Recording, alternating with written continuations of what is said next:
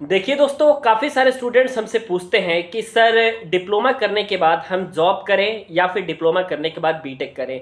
Diploma करने के बाद जॉब करने के क्या क्या फ़ायदे हो सकते हैं और डिप्लोमा के बाद अगर हमको बीटेक करना है तो कौन कौन से ऐसा वे है जिसके थ्रू हम डिप्लोमा के बाद बीटेक प्रोग्राम को कंप्लीट कर सकते हैं। तो आइए दोस्तों हम डिस्कस करते हैं। सबसे पहली बात कि अगर आप डिप्लोमा के बाद जॉब करना चाहते हैं तो इसके लिए आपके पास दो रास्ते होते हैं। सबसे पहला तो आपका जो सिलेक्शन है वो कैंपस प्लेसमेंट के थ्रू किसी कंपनी में हो गया, देन आप जॉब को अच्छे तरीके से पा सकते हैं और वहां पे अपनी जॉब को कंटिन्यू कर सकते हैं। सेकंड मेथड आपका ये होता है कि अगर आपने अपनी सीवी प्रिपेयर कर ली है तो सीवी प्रिपेयर करने के बाद आप अप्लाई करते हैं डिफरेंट कंपनियों की तरफ से। अगर वहां से रिस्पॉन्स आता है देन आपका इंटरव्यू शेड्यूल होता है और उसके बाद आप जो है जॉब सेक्टर में जाते हैं। ठीक है, लेकिन दूसरा आपके पास रास्ता होता है, ये होता है आपका बीटेक करने का। बिकॉज आपको मालूम है कि आप चाहे कितना भी दिन काम क्यों ना कर ले, आपके पास चाहे कितनी भी अच्छी स्किल्स क्यों ना हो, आपका जब इंक्रीमेंट होगा या फिर डेजिग्नेशन चेंज होने की बात आती है तो सबसे पहले बात आता है कि आपके पास डिग्री कितनी है। अगर आपके पास बीटेक डिग्री नहीं है तो आपका डेजिग्नेशन भी चेंज नहीं हो पाता और इसके साथ ही साथ आपकी सैलरी भी इंक्रीमेंट नहीं हो पाती। तो आज मैं इंट्रोड्यूस करना चाहूंगा आपसे एक फ्री वेबसाइट के बारे में और इस फ्री वेबसाइट का नाम है आपका collegevidya.com।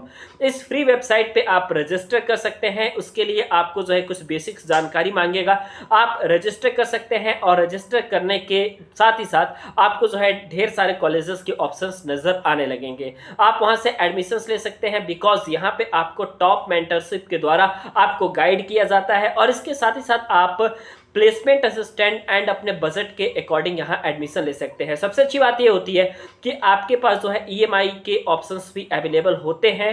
आजकल कोई भी यूनिवर्सिटी ईएमआई के ऑप्शंस को नहीं दे रही है, बट कॉलेज विद्या के थ्रू अगर आप एडमिशंस लेते हैं तो यहाँ पे आपको ईएमआई के ऑप्शंस भी मिल सकता है। तो रजिस्टर लिंक दिए गए लिंक पे आप क्लिक करें और क्लिक करके वहाँ पे रजिस्ट्रेशन जरूर करें।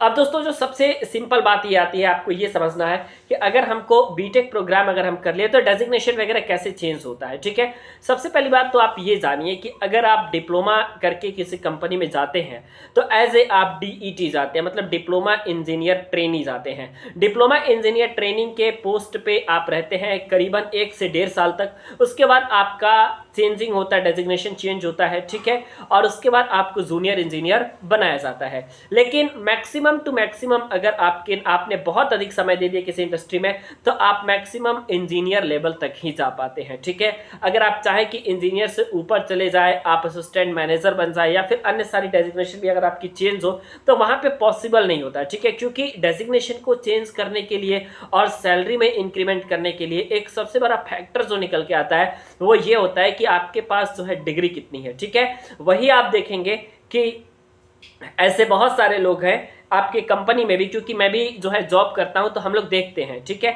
ऐसे बहुत सारे लोग हैं जिनके पास बहुत कम स्किल्स है लेकिन उसके बावजूद भी अगर उनके पास डिग्री है तो उनका डेजिग्नेशन भी चेंज होता है और अगर सैलरी में इंक्रीमेंट करने की बात आती है तो उनकी सैलरी भी इंक्रीज होती है।